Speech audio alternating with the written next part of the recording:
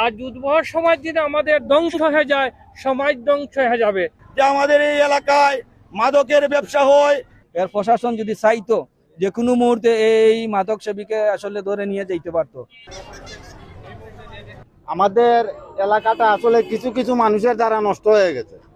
আমরা কিছু কিছু মানুষে আমরা আমাদের পাড়াটারই নষ্ট করে ফেলেছি। এই মাউন্টেডুরা হসপিটাল প্লাস নয়া বাজার এই এরিয়ার ভিতরে অনেক মাদক ব্যবসা হয়।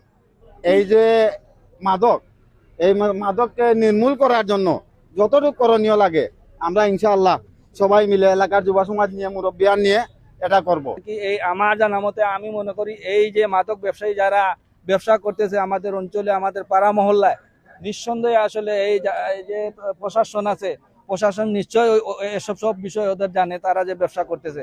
এর প্রশাসন যদি চাইতো যে কোনো মুহূর্তে এই মাদক সেবীকে আসলে ধরে নিয়ে যেতে পারতো। এবং আইন শৃঙ্খলা বাহিনীকে আমি অনুরোধ করতে চাই, আপনারা এলাকার মুরব্বিয়ান থেকে যুবক যার সহযোগিতা দরকার আপনারা সহযোগিতা পাবেন। আপনারা চিরুনি অভিযান দিয়ে অত্র এলাকাকে স্কুল কলেজ মাদ্রাসার পরিবেশ, বৃহত্তর একটা ঐতিহ্যবাহী এলাকা নষ্ট হয়ে যাচ্ছে, ওরা যেন নিজ উদ্যোগে এই মাদক ব্যবসা থেকে সরে আসে। যদি সরে না আসে আমরা এলাকাবাসীকে সাথে নিয়ে ওদেরকে আইনের হাতে তুলে দেব। আর যুদ্ধ সমাজ যদি আমাদের ধ্বংস হয়ে যায়, সমাজ ধ্বংস হয়ে যাবে। একটি দেশ জাতি নির্ভর করে তার যুব সমাজের উপর। যদি যুব সমাজ সঠিক পথে আমরা পরিচালিত করতে না পারি, দেশ সঠিকভাবে পরিচালনা করতে পারবো না। আমরা এই ৩৭ নং ওয়ার্ডে বিশেষ করে এই মাদক বিক্রেতাকে আমরা চিহ্নিত করতে হবে। যারা এই মাদকের সাথে জড়িত কিংবা মাদক বিক্রি করে, এদেরকে আমরা আইনে আওতায় আনতে পারি। যদি আমরা বিক্রেতা বন্ধ করতে পারি, সেবক বন্ধ হয়ে যাবে। যেহেতু আসলে এখানে তিন চারটা বিদ্যাপীঠ, মাদ্রাসা এবং একটা মসজিদ, এই জায়গায় যখন এই মাদক ব্যবসা কিংবা মাদক সেবনকারী অবাধে তারা চলাফেরা করে, তাহলে কিভাবে আসলে এই এখানকার ছাত্র কিংবা যুব সমাজ টিকে থাকবে?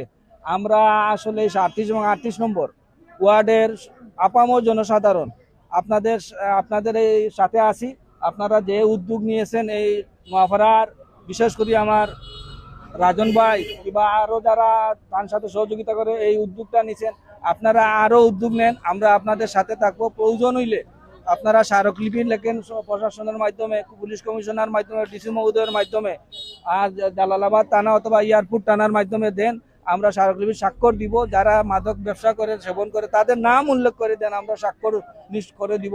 মাদক আমাদের এলাকায় এমন ভাবে চিত্র যে আগামী প্রজন্ম আমাদের মেয়ে ছেলে